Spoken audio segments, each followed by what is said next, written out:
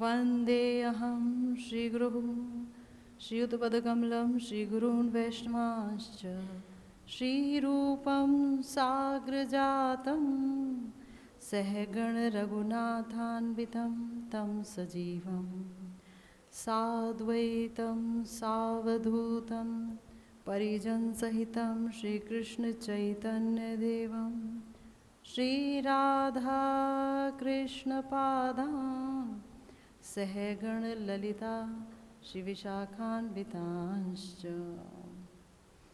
यस्य प्रसादात् भगवत्प्रसादो यस्य प्रसादान् न गतिः कुतोऽपि ध्यायं स्तुवंस्तस्य यशस्त्रीसन्ध्यां वन्दे गुरोः श्रीचरणारविन्दं नमो महावदान्याय कृष्णप्रेमप्रदायते कृष्णाय कृष्णचैतन्य नाम्ने गौरत्विषये नमः। हे कृष्ण करुणा सिंधु दीनबंधु जगत्पते गोपेश गोपिकाकांत राधाकांत नमोस्तुते। तप्त कांचन गौरांगी श्री राधे वृंदावनेश्वरी श्री विश्वभानुसुते देवी तम नमामि हरिप्रिये। जय रूप सनातन भट्ट रघुनाथ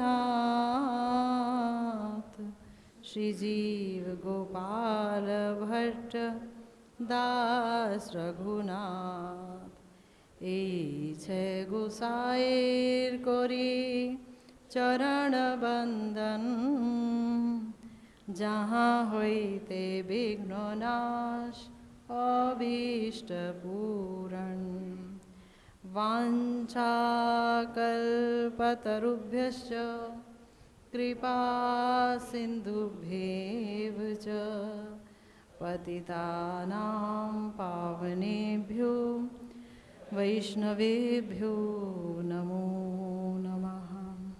हरे कृष्णा कृष्णा कृष्णा हरे हरे हरे राम राम राम हरे हरे। हरे कृष्णा कृष्णा कृष्णा हरे हरे हरे राम राम राम हरे हरे।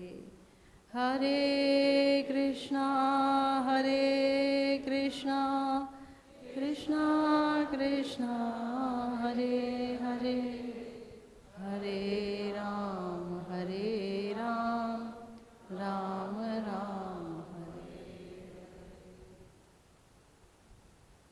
हंताय मद्रिर्बला हरिदास वर्यो यद्राम कृष्ण चरण स्पर्श प्रमोदः मानं तनोति सह गोगण योस्त योर्यत पानीय सूयवस कंदर कंद मूले। श्रीमद् भागवतम में वर्णित श्री श्री वेणु गीत पर हम लोग चर्चा कर रहे हैं।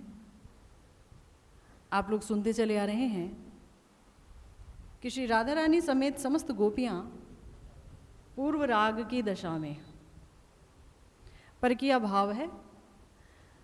श्री सुखदेव गोस्वामी जी ने संपूर्ण महारास और गोपियों के साथ भगवान का विहार परकीय भाव में ही व्यक्त किया है श्रीमद् भागवतम में। तो गोपियाँ पूर्व राग की दशा में श्री कृष्ण की वेणु ध्वनि को सुनकर अपने प्रेम को अपने हृदय में छुपा के रख नहीं पाई और प्रेम जैसे उछाल मारने लगा। तो समस्त सखियां बैठकर श्री कृष्ण का गुणगान करने लगी। श्री कृष्ण की वेणु ध्वनि से क्या होता है स्थावर के साथ, जंगम के साथ, कैसे सबके धर्म विपर्यय हो जाता है। बड़ा सुंदर एक वर्णन आया कि श्री कृष्ण की वेणु को सुना जब पाषाण ने, श्री राधा रानी बोल रही हैं, श्री कृष्ण की वेणु को सुना जब पाषाण ने, पत्थरों ने, तो वो पिघलने लगे और पिघल करके उनका स्रोत बन गया। उन्होंने नदी का रूप धारण किया और वो नीचे की तरफ पिघलने लगे। तो वहाँ एक पक्षी अपना प्यास बुझाने के लिए उसने जैसे ही चोंच मारी तो उसकी चोंच उसी में जम गई, वो पंख फड़फड़ाता रह गया। पत्थर पिघलने लगे और नदी जड़ता को प्राप्त हो गई। जो पिघलता है, जो बहता है, वो जड़ हो गया।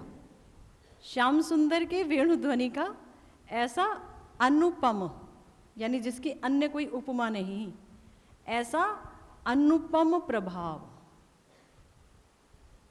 है ना। समस्त स्थावर और जंगम का धर्म विपर्यय हो जाता है, विपरीत हो जाता है। जो हमेशा गाय हमेशा चरती है, गोवत्स हमेशा अपनी माँ का दुग्ध पान करते हैं, गैया का दुग्ध पान कर रहे हैं, और जैसे ही वेणु ध्वनि सुनी तो दूध मुंह में रह गया, न गटकते बना न उगलते बना, तृण मुंह में रह गए, न चबाते बना, न खाते बना, न फेंकते बना। मेघ जो यहाँ वहाँ बिखरे हुए थे, जब उन्होंने देखा श्री कृष्ण वेणु वादन करते हुए और श्री वृंदावन धाम में अपने सुंदर चरण द्वय को वृंदावन धाम में लेकर विचर रहे हैं, और उनके उन चरण द्वय के सुंदर प्यारे चिन्हों से अंकित होकर जो ब्रज की भूमि है वो रोमांचित हो रही है चरण स्पर्श से। क्या सौभाग्य ब्रज भूमि का कि श्री कृष्ण के चरण स्पर्श से रोमांचित हो रही है। तो मेघों ने जमाट बांध करके अपने सखा श्री कृष्ण की सेवा करना प्रारंभ किया। सब वहाँ चले गए जहाँ श्री कृष्ण विचरण कर रहे हैं, और वहाँ जाकर के छतरी कर ली मानो, ताकि प्रखर रौद्र से, धूप से भगवान की रक्षा हो सके, और नन्ही नन्ही बूंदें उनके ऊपर बरसाने लगे ताकि उन्हें सुख मिले। सारे हिरण हिरनियाँ दौड़ने लगे श्री कृष्ण दर्शन को वेणुवादन सुनते ही। हिरनियाँ दौड़ने लगी आगे। श्री कृष्ण का जो वेणु का जो नाद है, स्त्रियों का धर्म भी विपर्यय करता है, पुरुषों का धर्म भी विपर्यय कर देता है, उनको भी अचंभित कर देता है, मोहित कर देता है। ऐसा सुंदर वेणुनाद। तो गोपियाँ कहती हैं कि देखो इनके पति कितने प्यारे हैं, जिन्होंने कृष्ण को सार बना रखा है और अपने नाम कृष्ण सार को सार्थक किया है, क्योंकि मृग का दूसरा नाम है कृष्ण सार। तो ये अपनी स्त्रियों का अनुगत्य कर रहे हैं, स्त्रियां आगे आगे, पति पीछे पीछे। इन्होंने अपनी स्त्रियों के चरण शरण ले ली कि तुम हमें गोविंद से मिला दो। और गोविंद दर्शन के लिए छूटे आ रहे हैं। तो गोपियां कष्ट में हैं, कहती हैं कि देखिए जानवर हैं किंतु इनके पति प्रेम की भाषा समझते हैं, लेकिन हमारे पति प्रेम की भाषा नहीं समझते, कि गोविंद के लिए ही जीवन मिला है। महाप्रभु कहते हैं कि जिन आँखों ने गोविंद दर्शन नहीं किया उनकी आँखों पर बिजली गिरे, बिजली गिरे, क्योंकि दर्शनीय और कोई वस्तु है ही नहीं। कहीं भी किसी भी लोक में अगर कोई एक दर्शनीय वस्तु जो वास्तव है वही है वस्तु।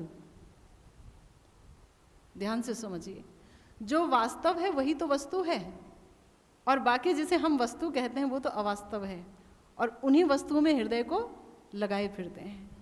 तो जो वास्तव और जानने योग्य वस्तु है वो है श्री कृष्ण। उनका विहार होता है श्री वृंदावन धाम में। तो गोपियाँ उन्हीं श्री कृष्ण के चरणों में संपूर्ण श्रद्धा एवं भक्ति के समेत शरणागत हैं, और बार बार सोचती हैं कि हमने वृंदावन धाम में जन्म पाया, श्री कृष्ण की सहजाति बन गई, गोपियाँ हो गई, कृष्ण गोप हैं, किंतु जन्म पाने से क्या होता है?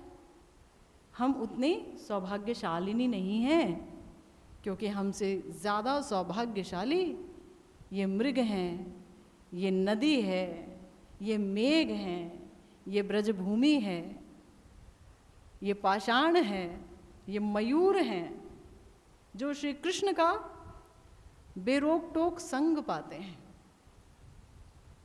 ये पक्षी हैं, जो दिखते पक्षी हैं, परंतु ये वेदांती मुनिगण हैं, जिनको वेद पढ़ते वेदों की मीमांसा, तर्क कुतर्क, ज्ञान कांड, कर्म कांड पढ़ते जिनको ब्रह्म का ध्यान करते जब श्री कृष्ण का वेणुनाद सुनाई पड़ा तो उन्होंने समस्त वेदों को, उनकी ऋचाओं को एक तरफ रखकर प्रणाम किया और वृंदावन भाग आए, और साक्षात परम ब्रह्म के दर्शन के लिए पक्षियों का स्वरूप धारण कर लिया। और उस वृक्ष के डाल पर बैठ गए जहाँ पर श्री कृष्ण वेणुनादामृत प्रसारित कर रहे थे। और चूंकि मुनि हैं तो मनन करने के आदी हैं, ध्यान योग में सदा सर्वदा अवस्थित रहने के आदी हैं, अतः आँखों को आधा बंद और आधा खुली करके वेणु का पान कर रहे हैं, और वेणु का पान करते हुए उनका जो शरीर है वो फूल जाता है, और रोमांच से उनके जो पंख हैं वो फूल जाते हैं। वहीं पर षड ऋतु वन है जहाँ कृष्ण विहार कर रहे हैं। षड ऋतु वन में तरह तरह के फल उनके सामने हैं, जिन पेड़ों पर वो बैठे हैं। लेकिन क्या ही आश्चर्य कि पक्षी हैं, और पक्षी होकर भी फल की कोई स्पृहा नहीं, फल पर कोई नज़र नहीं, फल का कोई उनके लिए आकर्षण नहीं। तो आकर्षणीय वस्तु फल की अपेक्षा इन पक्षियों के लिए कोई और है, जिसका वो समस्त इंद्रियों से पान कर रहे हैं। आँखों से श्री कृष्ण रूप, कानों से श्री कृष्ण वेणु नाद का पान कर रहे हैं। तो दो इंद्रियों से ही पान कर रहे हैं, तो भी इतने प्रसन्न हैं, इतने प्रसन्न हैं। चैतन्य महाप्रभु कहते हैं कि मेरी तो समस्त इंद्रियां मेरे शरीर रूपी घर को खाली करके चली गई हैं। मन के साथ मन बन गया गुरु, और मेरी इंद्रियां बन गई चेला, और ये सब चले गए कहाँ? मुझे छोड़ के श्री वृंदावन धाम, जहाँ श्री राधा श्याम सुंदर का नित्य विहार होता है। नित्य विहार, नित्य विहार, वहाँ चले गए। तो अब मेरा व्यर्थ ये देह है, क्योंकि इंद्रियों के बिना ये शरीर किस काम का? और अगर इसमें मन ही नहीं तो इंद्रियां भी किस काम की? तो मन पहले जाएगा तभी इंद्रियां फॉलो करेंगे। मन जहाँ इंद्रियां वहाँ, तो मन श्री वृंदावन वासी हो गया। तो वही गोपियाँ मानो इसी चीज़ को बार बार दोहरा रही हैं कि हाय हाय, स्त्रियों का जन्म लेकर के विधाता ने हमारे साथ बड़ा ही अन्याय किया।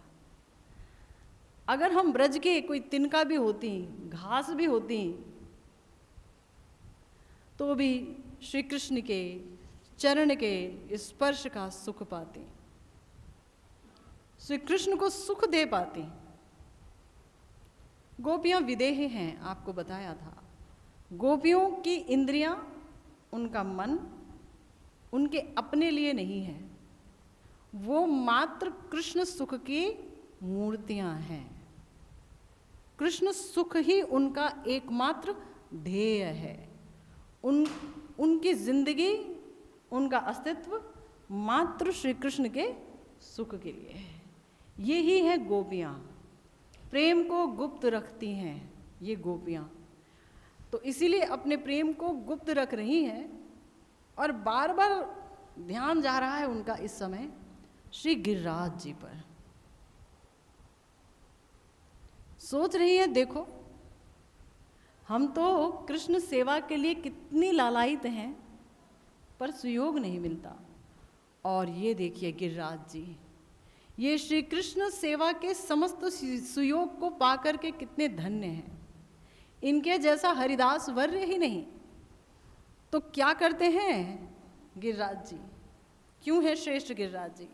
कहती हैं, हे सखियों, ये गोवर्धन गिरि हरिदास श्रेष्ठ हैं, कारण ये श्री कृष्ण बलदेव के श्री चरण स्पर्श से प्रमोदित होकर स्वच्छ जल, सुगंधित सुकोमल तृण, विचित्र गुफा और नाना प्रकार के कंदमूल आदि से गायों और गोप बालकों के साथ श्री कृष्ण बलराम की नाना प्रकार से सेवा किया करते हैं। गिरिराज जी के इस महिमा को स्वयं श्री कृष्ण ने सबको दिखाया है। जब उनके बाबा नंद बाबा, उनके पिताश्री, समस्त ब्रजवासियों को लेकर के इंद्र जी की संतुष्टि के लिए यज्ञ करने गए थे, तब गोविंद ने अपने पिता को कहा कि हे पिता, आप ये सब क्या आयोजन कर रहे हैं? क्योंकि आप मुझे बताओ, कल आपके बाद मुझे ही सब संभालना है, मुझे ही ये सारे आयोजन करने हैं। तो आप ये सारा आयोजन कर रहे हैं, ये चूल्हा चौकी सब लग गया है, बड़े बड़े पकवान बन रहे हैं, ये किसके लिए? तो नंद बाबा बोले, ये इंद्र देवता के लिए है। जो इंद्र हैं उनको प्रसन्न करने के लिए सब कार्य हो रहे हैं, ताकि उन वर्षा करते रहें, हमारे यहाँ घास वगैरह होती रही अच्छी अच्छी। तो हमारी जो गैया है, हम तो गोप जाते हैं ना, तो हमारी गैया है वो चरेगी और खाएंगी। देखो हम तो गोप जाती हैं और तुम भी गोप हो बेटा। श्री कृष्ण को नंद बाबा ने पढ़ाया नहीं। मैया बार बार बोलती कि एक ही लाला है, इसे पढ़ाओ। तो बोलते क्या करेगा पढ़ के, हम तो गोप हैं, गैया चराना है, मैं गैया चराने भेज दूंगा। माँ बोलती अभी मत भेजना, अभी मत भेजना। कैसे भेजोगे? सब गाय के इतने बड़े बड़े सींग निकले हुए हैं, अगर कोमल कृष्ण के कहीं लगा दिया, कहीं मार दिया तो अभी तो बहुत छोटा है हमारा लाला। तो नंद बाबा कहते हैं नहीं नहीं नहीं, छोटे छोटे बछड़ों को चराएगा, उनके अभी सींग नहीं निकले, 1-2 साल हो गए जिन्हें पैदा हुए, मैया का दूध पीना जिन्होंने छोड़ दिया है, ऐसे बछड़ों को लेके जाएगा, ट्रेनिंग देना होगा। तो पढ़ाई की ट्रेनिंग नहीं देंगे, गोपालन की ट्रेनिंग देंगे, इसीलिए गोविंद। तो अब ट्रेनिंग तो दे ही चुके हैं, ले ही जाते हैं वो। तो जब उन्होंने प्रश्न किया और प्रश्न का उत्तर ये पाया तो बोले, बाबा ये तो इंद्र का कार्य है कि वो यहाँ वृष्टि करे, उसके लिए पूजा पाठ की क्या आवश्यकता?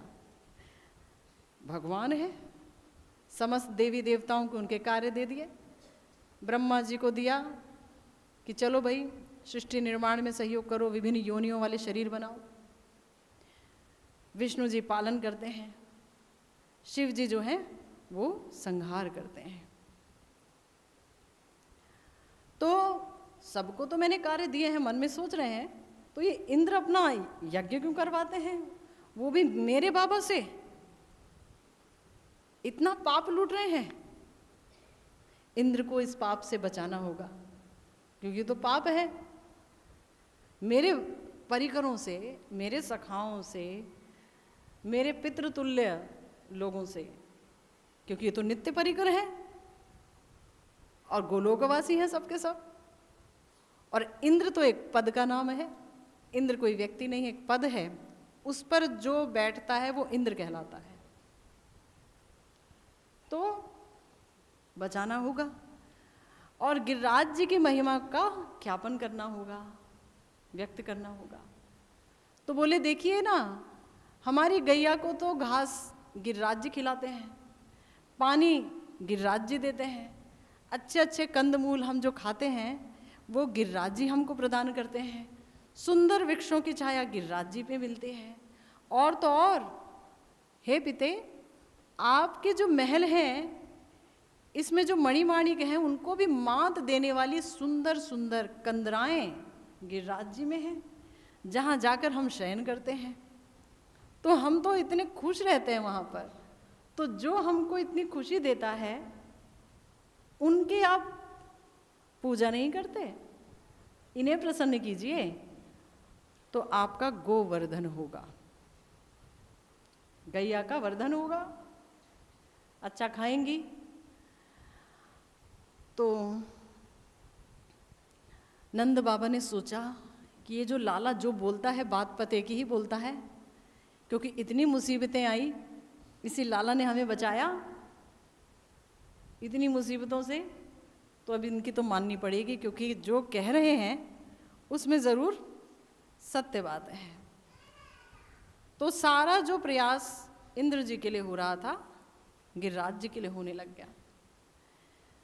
गिरिराज जी को बहुत सुंदर से भोग लगाया गया, सब आए, शंकर जी आए भेष बदल करके, बैल पर चढ़ करके, सारे देवी देवता आए, सारे ब्रजवासी आए, खूब खूब खूब खूब रंधन हुआ, खूब पका रहे हैं, दाल, खीर, नाना प्रकार के व्यंजन के समझ लीजिए तालाब बने हुए हैं, तालाब बड़े बड़े गिरिराज जी को परोसने के लिए। और गिरिराज जी उनके अंदर साक्षात श्री कृष्ण प्रकट हो गए बहुत बड़े स्वरूप में। तो ब्रजवासी सोचने लगे ये क्या है, गिरिराज जी की आंखें, मुंह, नाक सब आ गए, ये सब तो लाला जैसा दिखते हैं पर बहुत बड़ा है।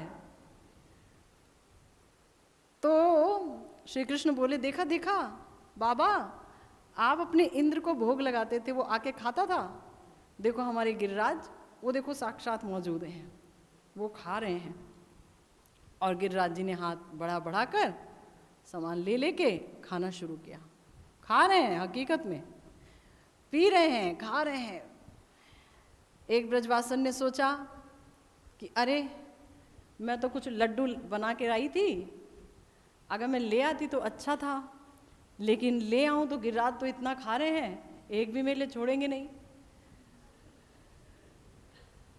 उनके मन की बात गिरिराज जी जान गए उन्होंने इतना लंबा हाथ किया, उसके घर से लड्डू उठाया और कह रहे लो तुम्हारा लड्डू, खा गए। तो गिरिराज जी लिए जा रहे हैं। फिर बड़े बड़े सरोवर बनाए गए थे, वहाँ पानी के कुंड, वहाँ से जल पान कर रहे हैं। और बड़े बड़े बल्लियाँ बनाई गई टूथपिक के रूप में, टूथपिक दांत साफ कर रहे हैं। और जब कुल्ला करते तो जिधर भी वो कुल्ला फेंकते वहीं सुंदर सुंदर घास उग जाती है। तो बोलने लगे बाबा को श्री कृष्ण कि देखिए बाबा, देखिए आपके इंद्र जहां बारिश करते हैं तुरंत घास आती है क्या? देखिए तुरंत घास उग रही है सब जगह। गिरिराज जी कितने प्यारे हैं, देखिए। गोवर्धन, हाँ लाला तुमने सही कहा, बिल्कुल सही बात है। और उसके बाद अब आरती भी करनी है, भगवान है ना कि गिरिराज जी। तो सबने बल्लियों में मशालें बनाई बड़ी बड़ी और उससे आरती की। और उसके बाद श्री कृष्ण ने कहा कि सब एक परिक्रमा करेंगे, सब के सब। और सब बैठ गए छकड़ों में, गाड़ियों में, जिस तरह के होते थे पहले, बैल के ऊपर पीछे जो लगा रहता है, उसके अंदर बैठ के लोग परिक्रमा कर रहे हैं। लोग, कुछ बच्चे लोग बैठे हुए हैं और बाकी लोग चल रहे हैं और हरि बोल, हरे कृष्णा कर रहे हैं, जय राधे सब कर रहे हैं। अब जब वो करते हुए आ गए, परिक्रमा वगैरह कर ली, तो इंद्र को पता चल गया, क्योंकि हरिदास वर्य नाम है ना गिरिराज जी का। तो इंद्र तो सबकी महिमा से प्रसन्न नहीं होते, उन्हें डर लगने लगता है कि कहीं मेरा राज्य ना छिन जाए, ये किसकी पूजा होने लग गई। तो बोले मुझे छोड़ करके और पूजा किसके कर रहे हैं? मुझे छोड़ करके पूजा कर रहे हैं गिरिराज की। मैंने जिस समय पंख काटे थे सारे पर्वतों के, इसके पंख काटना भूल गया।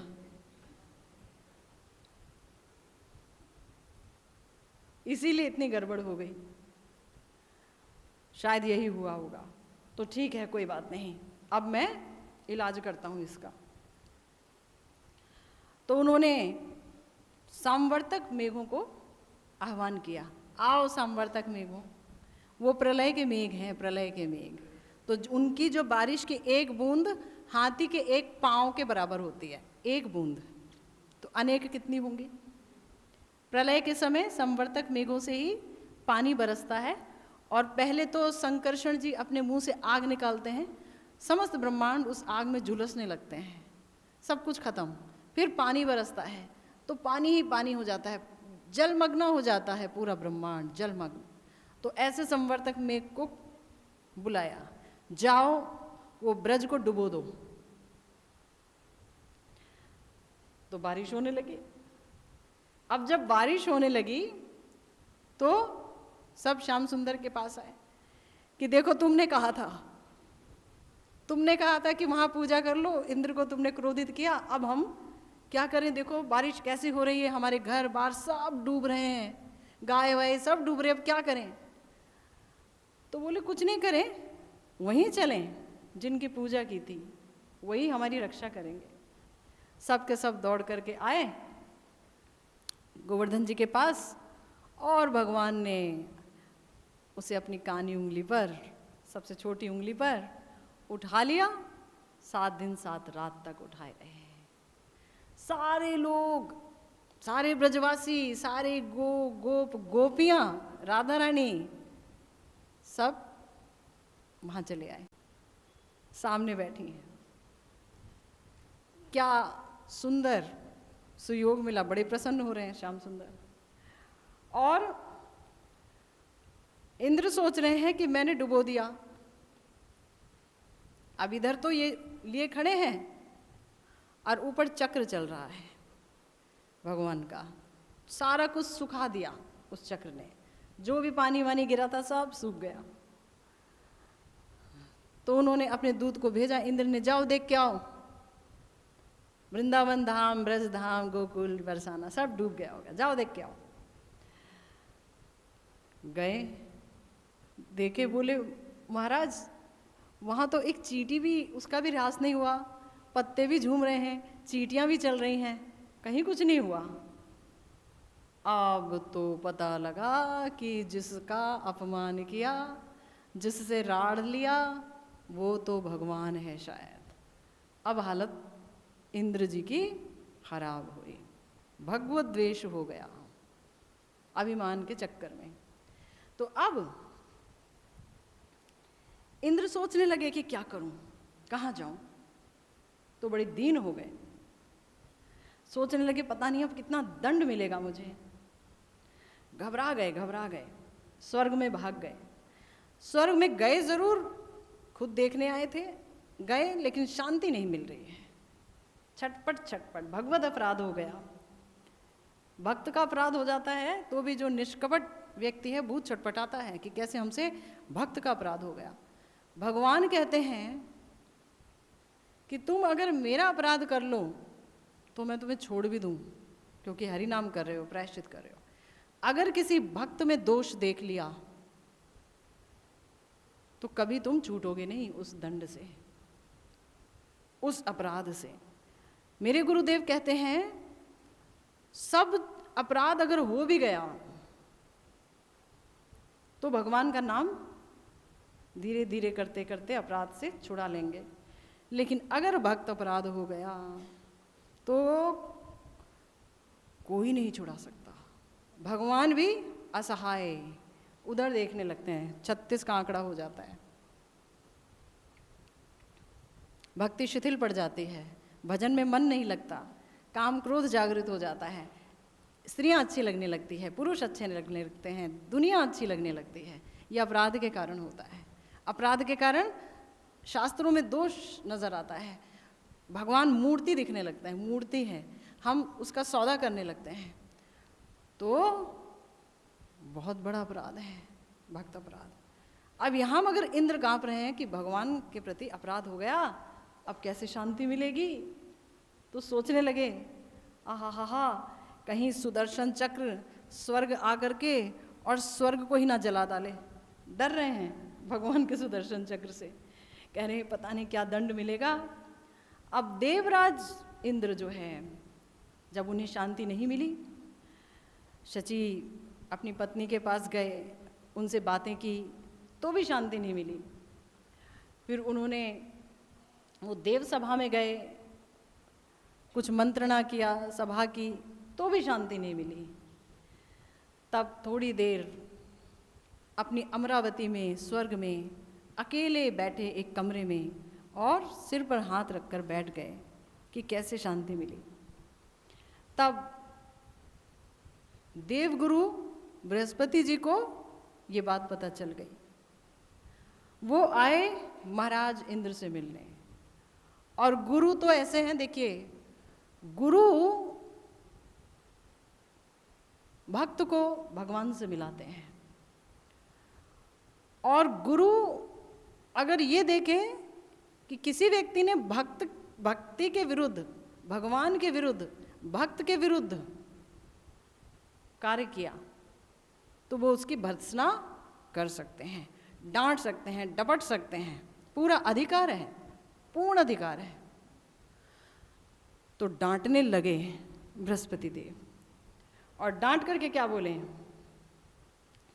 बोलने लगे, हाय हाय देवराज, तुम तो असुर विजयी हो, तथापि तुमने श्री कृष्ण का कभी भजन नहीं किया, और तुम इस प्रकार कोई उन्नति प्राप्त ही नहीं कर पाओगे। जो भगवान का भजन करते हैं वो, उनकी जो ऊर्ध्वगामी गति होती है, वो ऊपर की तरफ जाते हैं, भगवत लोक में जाते हैं, मगर तुमने कभी भगवान का भजन ही नहीं किया, तुमने भगवान से उपदेश कर लिया, तुम्हारे 1000 आंखें 1000, तो भी तुम अंधे हो गए, भगवान को नहीं पहचान पाए। कहते हैं कि ये सोचो, चंद्र के अलावा किसी वनस्पति की रक्षा हो सकती है क्या? चंद्र होता है तो वनस्पति का जीवन बचता है, उसमें रस आता है, गंध आती है। ऐसे ही श्री कृष्ण चंद्र के बगैर किसी चीज़ का अस्तित्व नहीं है, सब अस्तित्वहीन है। भगवान ही समस्त चीज़ों के अस्तित्व के मूल कारण है, ओरिजिनल रीज़न। तो बृहस्पति की जब ये बात सुनी तो बोले, हा गुरुदेव, मैंने ब्रज भूमि को ध्वंस करने की जो दुष्चेष्टा की वो वाकई भीषण अन्याय है, बड़ा अविचार का काम हो गया प्रभु। अब आप कुछ तो बताइए, कैसे मेरी रक्षा होगी, मेरा अपराध समाप्त करिए। मैं इस भगवत अपराध के बोझ के तले जी नहीं पा रहा हूँ, शांति नहीं मिल रही है। तो बृहस्पति देव बोले, देखो एकमात्र ब्रह्मा ही तुम्हें उपाय बता सकते हैं। सत परामर्श के लिए आपको ब्रह्मा जी के पास ही जाना होगा, वहीं जाओ। ब्रह्मा जी के निकट गए, बताया कि मेरे से ये अपराध हो गया, बहुत बड़ा अपराध हुआ है। तो ब्रह्मा जी ने कहा कि देखो, भगवान को ना गाय बहुत प्यारी है, गैया, वो गोपाल हैं। तो गाय को, सुरभि गाय को ले जाओ और गाय को पहले आगे करना, पीछे तुम जाना।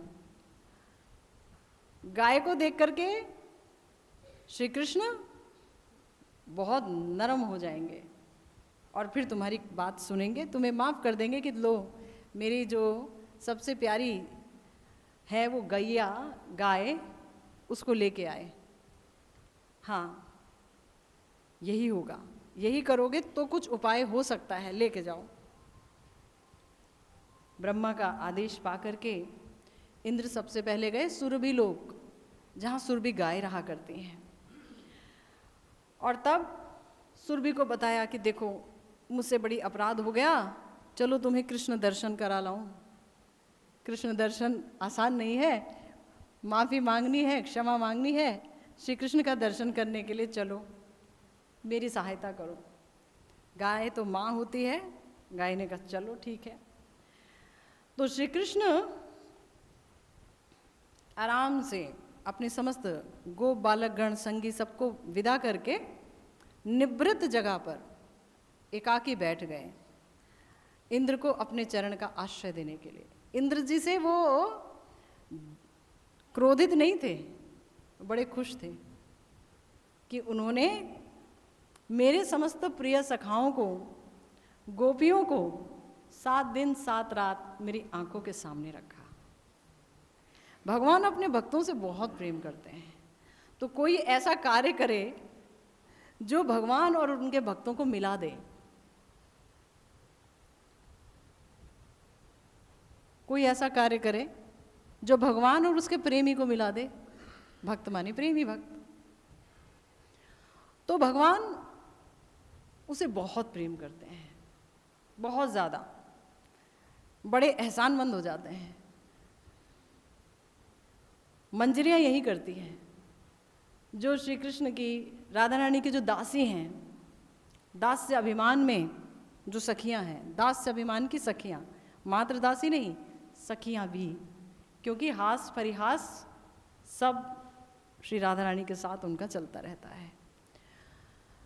तो वो मंजरियां भी यही करती हैं, श्याम सुंदर के साथ उनकी सबसे बड़ी आराधिका श्री राधिका का अभिसार कराती हैं। और इसीलिए श्री कृष्ण सदा सर्वदा उनके आगे हाथ जोड़े मिलते हैं, प्रसन्न मिलते हैं। तो इंद्र जी के प्रति भी बहुत दुखी नहीं हुए, उन्होंने प्रतीक्षा की, आओ इंद्र आओ, कहो क्या बात है। इंद्र ने अपने किए की माफ़ी मांगी, माफ़ी मांगी और माफ़ी मांग करके उन्होंने क्या किया, महिमा व्यंजक स्तुति करने लगे। सुरभि माँ ने भी स्तुति की और तब अपने दूध की धारा के प्रवाह से सुरभि मैया ने श्री कृष्ण का अभिषेक किया। जिस स्थान पर अभिषेक हुआ वो स्थान क्या है, गोविंद कुंड। गिरिराज जी पे, गोविंद कुंड, वहीं पर इंद्र आके मिले थे और ऐरावत जी ने उनको स्नान कराया, जल का स्नान कराया, और तब सब लोगों ने मिलकर के श्री कृष्ण का नाम रखा गोविंद। तो गोविंद की जय। और इस तरह से वो जो स्थान है वो गोविंद कुंड हो गया। आज भी बड़ा प्यारा स्थान है, दर्शन करना चाहिए। तो राधा रानी श्याम सुंदर के विरह में उसी गिरिराज, उन्हीं गिरिराज जी की तारीफ कर रही हैं, प्रशंसा कर रही हैं और कह रही हैं कि गिरिराज जी का हम अगर एक पत्थर भी बन जाते, हम अगर गिरिराज जी का एक पत्थर भी बन जाते तो हमारा भाग्य खुल जाता। क्यों? क्योंकि वहाँ बेरोक टोक हम श्याम सुंदर का मुख दर्शन करते हैं। क्योंकि अभी तो बहुत रुकावट है, परकीय भाव है ना, तो राधा रानी और समस्त सखियाँ उस रुकावट के बारे में सोचती हैं तो हृदय में बड़ी तकलीफ पाती हैं। तो अभी गुरुजनों की रुकावट है, गुरुजनों को नहीं कह सकती कि हम श्री कृष्ण दर्शन के लिए जा रही हैं। क्योंकि याद रखिए, राधा रानी समस्त सखियाँ श्याम सुंदर की आह्लादनी शक्ति हैं, आह्लादनी शक्ति हैं, जैसे हम सब भगवान की तटस्था शक्ति हैं। मगर हम अगर भगवान की तटस्था शक्ति हैं तो भी भिन्न हैं, उनके अंदर की शक्ति नहीं है, अंदर की शक्ति नहीं है। जैसे धूप पड़ी और फसल हो गई, लेकिन फसल धूप में नहीं है, धूप का भाग नहीं है, धूप की वजह से फसल है। ऐसे ही हम श्री कृष्ण के आंतरिक शक्ति के भाग नहीं है, उनकी वजह से हमारा वजूद है, तटस्था शक्ति। समझ आ गई बात? तो हमारा ये हालत है। और ये जो राधा रानी और समस्त परिकर हैं भगवान के अंतरंगा शक्ति हैं, राधा रानी आह्लादनी शक्ति हैं। लेकिन चूंकि यहाँ लीला हो रही है नरवत, नरवत, नर लीला नहीं, दोनों में अंतर है। नर लीला कर नहीं सकते भगवान, क्योंकि वो नर है नहीं, वो है सच्चिदानंद विग्रह, सच्चित आनंद के बने हुए विग्रह। हमारी तरह उनका माइक शरीर नहीं है, पंचभूत का बना हुआ शरीर नहीं है। ये आकाश, जल, वायु, अग्नि, इन सब का बना हुआ, और पृथ्वी, इसका बना हुआ शरीर नहीं है। ये तो उनकी शक्तियाँ हैं, अपरा शक्तियाँ हैं। हमारा जो शरीर है वो क्षय को प्राप्त है, हर सेकंड परिणाम को प्राप्त है। भगवान सच्चित आनंद के बने हुए हैं, लेकिन बावजूद इसके वो नरवत लीला करते हैं। तो नरवत लीला में जब परकीय भाव का आश्रय लिया भगवान ने कि मैं भी ना जानूं ना जाने गोपीजन, दोनों का जो रूप गुण हरे दुहार मन, दोनों का रूप गुण दोनों का मन हरे, और हम भी ना जाने और गोपियां भी ना जाने क्या, कि वो मेरी शक्ति है, कि वो मेरी शक्ति हैं, कि वो मेरी ही अर्धांगिनी हैं, कि वो मेरी ही स्त्रियां हैं। अपनी ही स्त्रियों के साथ भगवान परकीय भाव का खेल खेल रहे हैं, अपनी ही, यानी स्त्रियां माने शक्ति, उनकी शक्ति हैं जो मूर्त विग्रह लेकर हाजिर हैं। तो ऐसे में गोपियां जब गुरुजनों के द्वारा बाधाओं को पाती हैं, जो बाधाएं प्रदर्शित की जाती हैं, रोका जाता है, तो उनके हृदय का भाव, उनके हृदय का दर्द वो इतना ज़्यादा हो जाता है कि जो वस्तु तुलना के योग्य भी नहीं है, एक पत्थर तुलना के योग्य है क्या, जानवर तुलना के योग्य हैं क्या राधा रानी से, पर वो इतना दीन समझती हैं खुद को कि वो सोचती हैं कि हे सखी हम पक्षी हो जाते, हे सखी हम ये नदी ही बन जाते, हे सखी इस बांस के टुकड़े ने कौन सी तपस्या की कि ये हर पल हर क्षण श्री कृष्ण के अधरों का अमृत पान करता है। पुरुष जाति है, पुरुष जाति है, बांस का टुकड़ा, टुकड़ी नहीं है बांस की, टुकड़ा है, पुरुष जाति होकर हमारे श्री कृष्ण के अधर रस का पान करता है। इतनी हिमाकत करता तो है, मगर बोल बोल करके हमें चिढ़ाता है कि तुम्हारा कुछ बन पाए तो कर लो, तुमसे कुछ बन पाए तो कर लो, देखो तुम्हारी अमानत का हम कैसे पान करते हैं। तो अगर हम बांस का वो टुकड़ा बन जाती, क्या आवश्यकता थी गोपी बनने की? गोपी बन करके कौन सा हमने अपने जीवन को सफल कर लिया? हमारा जीवन तो असफल हो गया, श्री कृष्ण का संग प्राप्त नहीं हुआ, बूंद भर करके भी दर्शन प्राप्त नहीं हुआ। इन आंखों को तृप्ति नहीं हुई, चोरी छुपे देखती हैं, तृप्ति नहीं हुई, साक्षात देखने का मौका नहीं मिलता। तो इसीलिए बड़ी उत्कंठा, बड़ी हाई है उत्कंठा, और सेवा की, जो भगवान के सेवा की आकांक्षा बहुत ज़्यादा गहन है, क्योंकि गोपियों में है महाभाव, गोपियां हैं प्रेम की सागर। तो जिसमें जितना प्रेम, उसमें उतना श्री कृष्ण सेवा की आकांक्षा। हमारे अंदर जड़ चीज़ों के प्रति प्रेम, अपने बच्चे, पत्नी, पति, घर बार, दुकान, दौलत, इनके प्रति प्रेम। इनमें से किसी को कुछ हो जाए या कोई चीज़ छिन जाए तो देखिए हमारी तड़प। लेकिन अगर ये कहें कि श्री कृष्ण ही प्रेम के एकमात्र वस्तु हैं, और इस बात को भी सुने तो भी हृदय कांपता नहीं, हृदय डोलता नहीं उनकी तरफ। ऐसे जड़ीय संस्कार में बंधा हमारा मन, आत्मा, चित्त बंधन में बंधा हुआ। और ये गोपियां क्या है? महाभाववती गोपियां। अणु जीव का अणु प्रेम भी भगवान को वश में कर लेता है। अणु जीव का अणु प्रेम से भगवान वश में हो जाते हैं। कितने लोगों की कथा सुन लीजिए आप, कितने बड़े बड़े सूरदास जी हो गए, तुलसीदास जी हो गए, रैदास जी हो गए, कितने बड़े बड़े भक्त। हर स्टेट में जाके देखिए, एक से एक बड़ा भक्त हुए हैं। तुकाराम जी, अनेक अनेक बड़े भक्त। भगवान उनके साथ साथ रहते हैं, पीछे पीछे रहते हैं, उनकी सेवा के लिए अवसर खोजते फिरते हैं कि मैं कैसे पे बैक करूं, कैसे ऋण उतारूं, क्या करूं क्या करूं क्या करूं। लेकिन गोपियां क्या अणुप्रेमवती हैं? गोपियों के पास अणु प्रेम नहीं है। प्रेम, स्नेह, मान, प्रणय, भाव, अनुराग भाव और महाभाव, ये स्टेजेस हैं जो सिर्फ दिव्य लोगों को मिलती हैं।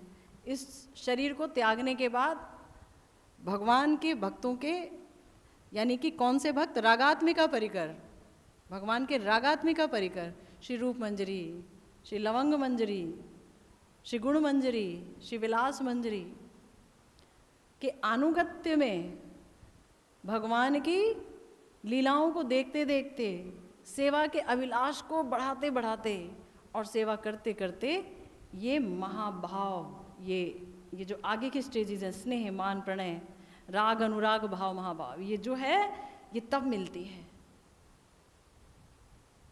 तब मिलती है जाकर के एक जीव को, अगर उसने कठोर भजन किया हो और अगर उसको प्रेम की प्राप्ति हो गई हो मंजरी भाव में, श्री गुरु गौरांग की कृपा से, तो उसे मिल जाता है, महाभाव की उपलब्धि हो जाती है, प्रिया प्रियतम की साक्षात सेवा की उपलब्धि हो जाती है। और गोपियां तो ऑलरेडी महाभाववती है। तो हमारा तो प्रेम भी नहीं है अभी। प्रेम के लिए तो अभी पहले श्रद्धा, तो श्रद्धा ही कहाँ है अभी? क्योंकि महाप्रभु बोलते हैं श्रद्धावान जन होन भक्तिर अधिकारी। जो श्रद्धावान होता है वही भक्ति का अधिकारी है। जो भगवान के भक्त, भगवान के शास्त्र, भगवान की कथाओं में, भगवान के नाम में भगवान के धाम में विश्वास नहीं करते तो उन्हें भक्ति कभी नसीब नहीं हो सकती। कर्म में चले जा सकते हैं, वो कर्म करेंगे, हम अच्छा कर्म कर रहे हैं, हमने कभी पाप नहीं किया, हमने किसी का दिल नहीं दुखाया, तो क्या? या ज्ञान मार्ग के अधिकारी हो सकते हैं, योग कर सकते हैं, तपस्या कर सकते हैं, लेकिन जब तक भगवान उनके श्री विग्रह है कि वो सच्चिदानंदमय है, उनके शास्त्र खासतौर से श्रीमद् भागवतम, श्री चैतन्य चरितामृत, उनके भक्त आदि में हमारी श्रद्धा नहीं होगी, तब तक तो भक्ति की ही शुरुआत नहीं होगी। तो श्रद्धा, फिर होगा साधु संग, सत्संग, श्री गुरु पदाश्रय, फिर होगा भजन। श्री गुरु पदाश्रय के बाद ही तो जब दीक्षा मिलेगी तभी तो भजन की शुरुआत होगी। तो भजन, और भजन के बाद अनर्थ निवृत्ति, अब पाप खत्म होने शुरू होंगे, है ना। समस्त गुरु परंपरा की कृपा से पाप समाप्त होंगे तो ही तो निष्ठा जागृत होगी। निष्ठा का मतलब क्या? निष्ठा का मतलब भगवत विग्रह में निष्ठा, निष्ठा का मतलब भक्तों में निष्ठा। भगवान ने कहा अगर कोई कितना भी पाप क्यों ना कर ले, कितना भी भयंकर पाप क्यों ना कर ले, परंतु अगर व्यक्ति मेरा भजन करता है, उसके मुंह में मेरा नाम रहता है, तो वो प्रणम में है। ये रेखा है, ये समझ लो, ये लाइन, ये प्रणम में है। भयंकर डाकू हो, दोगली बातें करता हो, कुछ ना कुछ भी करता हो, लेकिन अगर उसके मुंह में सदा मेरा नाम रहता है, वो करेगा नहीं। अगर वो भक्त है, हमेशा भगवान के ध्यान में रहता है, भगवान से प्रेम करता है या हरि नाम लेता है, तो वो ये सब कार्य करेगा नहीं, क्योंकि वृत्ति कहाँ रहती है? ये तो अग्नि है। हरि नाम तो एक ऐसी अग्नि है जिसमें पाप ताप सब जल के खाक हो जाते हैं, वृत्ति प्रवृत्ति सब खाक हो जाती है। मगर पाप की राशि इतनी बड़ी बड़ी है, संस्कार कोई पीछे का अचानक आ गया सामने, पाप हो ही गया, तो बोले उस पाप को मैं नहीं देखता। क्षिप्रम भवति धर्मात्मा, मैं जल्दी उसे धर्मात्मा कर दूंगा। कौन त्या प्रति जान ही नामे भक्त प्रणश्यति, मेरा किसी भी भक्त का विनाश नहीं है, किसी भी भक्त का विनाश नहीं है। तो मात्र इसलिए क्योंकि हम सोच रहे हैं कि किसी व्यक्ति ने, उसने पाप किया, अगर हम उसको नहीं समझाएंगे तो उसका पतन होगा, तो हमें उसे समझा देना चाहिए, जाके उसे बोलना चाहिए, भाई तुमने ये किया, ये किया, ये किया। गुरु बोल सकता है, गुरु को पूर्ण अधिकार है, संपूर्ण अधिकार। वो वैष्णव अपराधी नहीं होंगे, कि वो नहीं बोलेंगे तो कौन बोलेगा? लेकिन और कोई नहीं बोल सकता। अगर बोला तो क्या होगा? तो भगवान ने कहा, हमारे गोस्वामी गणों ने कहा, तो वो दोष कीर्तन हो जाएगा, दोषों का कीर्तन हो जाएगा। बड़ी इंपॉर्टेंट बात है ये, दोषों का कीर्तन हो जाएगा। ये वो ये ऐसा वो। हमारी तो जुबान जो है, हमें तो गप्पे मारने की आदत है, निंदा चुगली करने की आदत है। औरत, आदमी लोग ऑफिस में बैठ के, औरतें मोहल्ले में बैठ के, गली में बैठ के, सभी करते हैं, बड़ा मज़ा आता है। कानों ने यही चखा है, जुबान ने यही चखा है। वो करते करते, इसकी उसकी करते करते अचानक एक भक्त पे उंगली उठ गई तो सब किया धरा चौपट हो जाएगा। अजामिल भी तर गया, जिसने क्या पाप नहीं किए। जगाई मधाई को तार दिया महाप्रभु ने, जिन्होंने भयंकरतम पाप किए, जिन पापों के बारे में सोच के यमराज ने अपना माथा पीट लिया कि कितने नरक हैं, और इसके पाप तो इतने हैं कि कितने समय तक रखूं नरकों में, कौन कौन से दूं, नए नरकों का निर्माण करना पड़ेगा। ऐसे भयंकर पाप, ऐसा कौन सा पाप जो अजामिल ने नहीं किया, इन्होंने नहीं किया, जगाई मधाई ने पाप किया, मगर तो भी भगवान की कृपा हो गई। जैसे ही नारायण नाम लिया, विष्णुदूत आ गए। क्यों आ गए इतने पापी के पास? क्योंकि ना तो जगाई मधाई और ना अजामिल कभी भक्तों से मिले थे, उनसे भक्त अपराध नहीं हुआ इसलिए आ गए। एक हरि नाम ने सारे पाप नष्ट कर दिए इसलिए आ गए। भक्तों का प्रति अपराध कीजिए और करोड़ बार हरि नाम लीजिए तो भी कुछ नहीं होने वाला। इसलिए भक्तों के अपराध से ही सचेत रहना। जिसके प्रति मन में थोड़ा भी वैमनस्य आया है उसको बोलना कि हमारे मन में आपके प्रति ये खोट आ गया, हमें माफ कर दो, ताकि हमारी आगे की गति ना रुके। क्योंकि ये चमड़ा वाला शरीर तो कभी भी खत्म हो जाएगा, जो किया है वही साथ जाएगा। इतना मेहनत करके भजन कर रहे हो, रात दिन अपना खून पसीना सुखा सुखा के यहाँ आते हो, सब कुछ करते हो, उसके बाद भी अगर हमें किसी का दोष दिखने लग जाए और हम उसमें मज़ा लेने लगे, तब महाप्रभु कहते हैं कि ऐसा व्यक्ति मेरी कृपा का पात्र नहीं है। जगाई मधाई को भगवान ने कृपा कर दी क्योंकि उन्होंने कभी भक्त अपराध नहीं किया। तो अगर किसी अपराध से बचना है तो मात्र इसी एक अपराध से बचना है। गुरु वैष्णवों का अपमान ना करें, हिंसा ना करें, द्वेष ना करें, अगर उनके दर्शन हो तो पीठ ना मोड़ें अकड़ में आके। ये बनता है कल का आदमी, कल ही तो आया, बड़ा भजन करता है, ये शेख ही मत बघारो बैठ के। भगवान ने कहा, महाप्रभु ने, कीर्तन करना है अगर, क्योंकि संकीर्तन का युग है, नाम का युग है, इसके बगैर भगवान की उपलब्धि नहीं। तो बोला अगर कीर्तन करना है तो तृणादपि सुनिचेन तरोरिव सही सुनना, अमानी ना मान देन। रघुनाथ दास गोस्वामी जी को चैतन्य महाप्रभु ने कहा, अमानद रहिया ब्रजे मानसे श्री राधा कृष्णेर सेवा कोरिबे।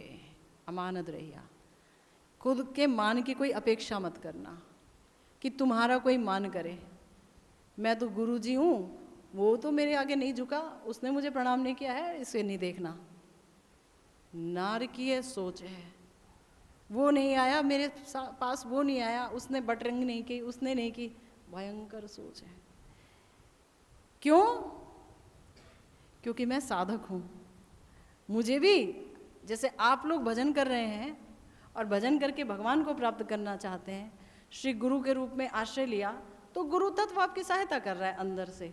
मैं गुरु नहीं हो गई, अपनी बात कह रही हूँ कि मैं गुरु नहीं हो गई, पर मेरे अंदर जो तत्व गुरु के रूप में आपका मदद कर रहा है वो है गुरु निताई चांद, जो प्रकट होते हैं, बात करते हैं, हरि नाम देते हैं, दीक्षा देते हैं, ग्रंथ बताते हैं, उपदेश देते हैं, भला बुरा समझाते हैं, तो वो समझाते हैं। हम नहीं समझाते, हम तो अपना खुद हरि नाम कर करके उसी निताई चांद को पाना चाहते हैं, जिसको कि आपने देखना है गुरु के अंदर।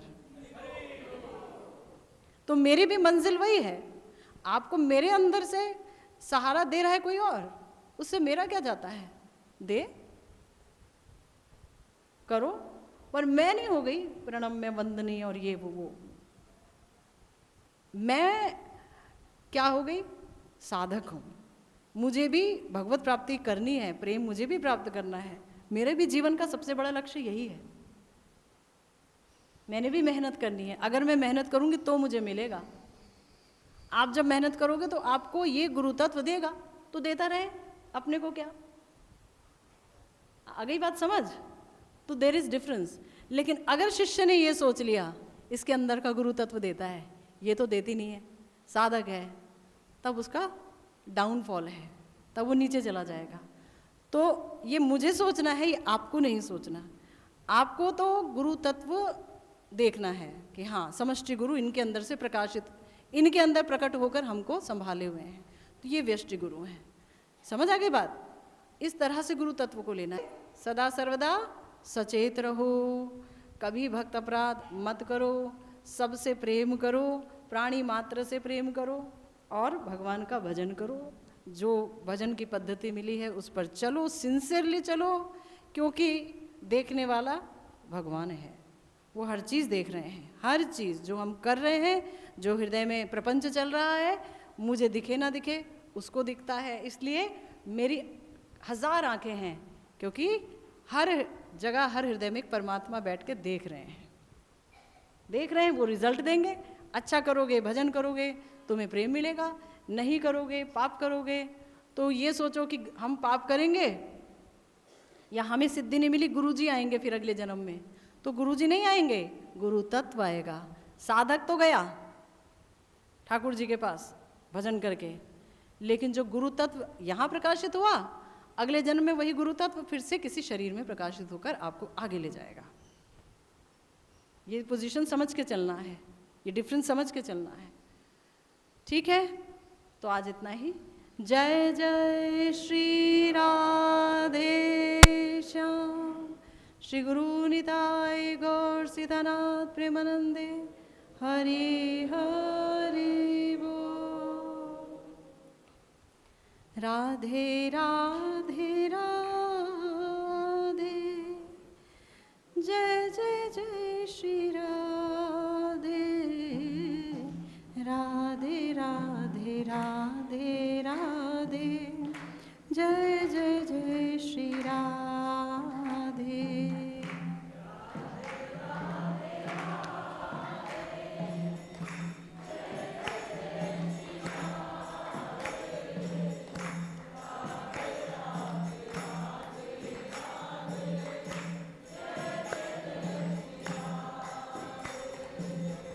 राधे राधे राधे, जय जय जय श्री राधे, राधे राधे राधे राधे, जय जय जय श्री राधे।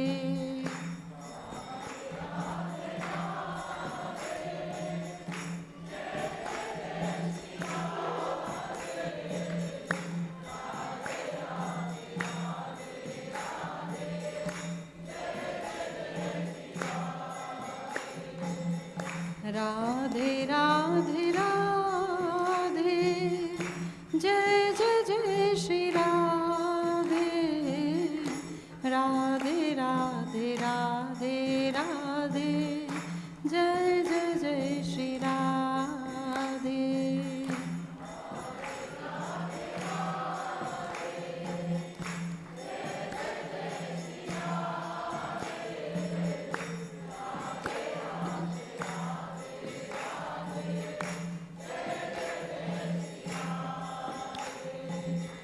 राधे राधे राधे, जय जय जय श्री राधे, राधे राधे राधे राधे, जय जय जय श्री राधे।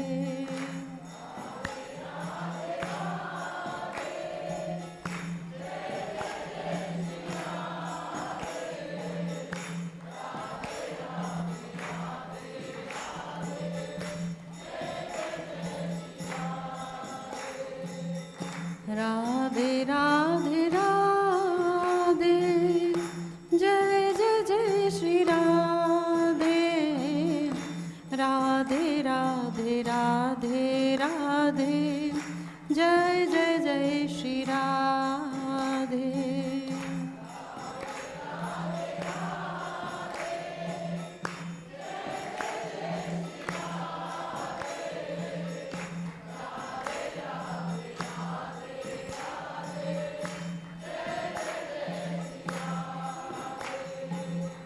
राधे राधे राधे, जय जय जय श्री राधे, राधे राधे राधे राधे, जय जय जय श्री राधे।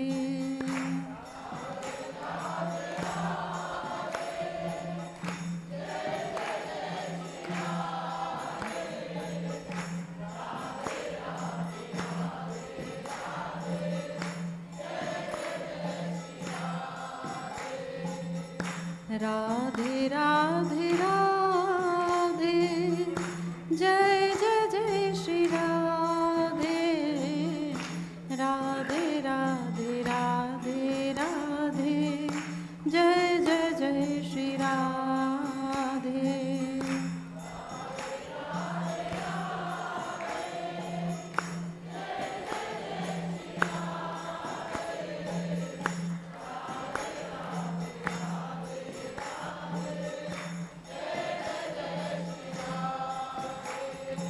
जय जय श्री राधे श्याम। श्री गुरु निताय गौर सीतानाथ प्रेमानंदी। हरि हरि बोल।